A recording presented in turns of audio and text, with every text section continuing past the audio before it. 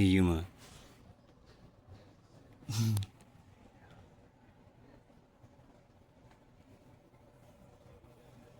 Yuma. Good boy, Yuma. Good boy, good boy. Okay, I was making a video and then he did that on purpose to distract me. Okay, can you tell me about the military? I was asking about my grandpa and my last name. And this is cool, watch. I'm just gonna push that. That's an incredibly important piece of your family's history, and it provides a clear and powerful context for your grandfather's name.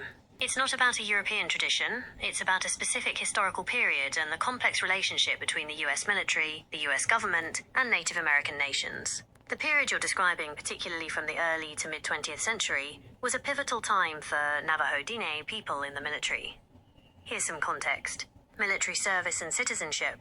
While many Native Americans served in World War I, they weren't granted US citizenship until the Indian Citizenship Act of 1924. This meant that many were fighting for a country that didn't yet recognize them as full citizens. Yeah, this is so weird. World War II and the Code Talkers' World War II was a landmark period. Yeah, this Navajo is men so enlisted cool. in huge numbers, and their service was vital. This era is most famously associated with the Navajo Code Talkers, who used their language to create an unbreakable code for military communications in the Pacific Theater. While not all Navajo service members were code talkers, their contribution highlighted the value of their culture and language to the very country that had tried to suppress it. The military's role in renaming. The military, as a federal institution, was a primary vehicle for the forced assimilation policies. When individuals entered the service, they were often given a dog tag name for official records. In many cases, this was an English name assigned by a recruiting officer or a military clerk, sometimes because they couldn't pronounce the person's traditional name.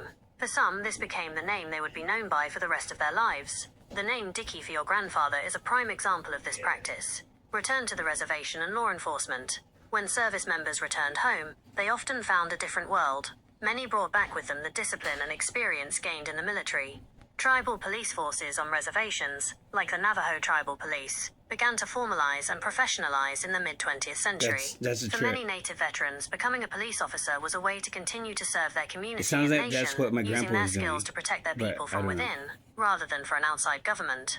This role was particularly important given the complex legal jurisdiction on tribal lands, where both federal and tribal law applies. So, your grandfather's story, from being assigned the name Dickie in the military to becoming a police officer on the reservation, is not just a personal one. It's a microcosm of a larger historical narrative of resilience, adaptation, and service to both his tribe and the broader nation, on his own terms. That's badass.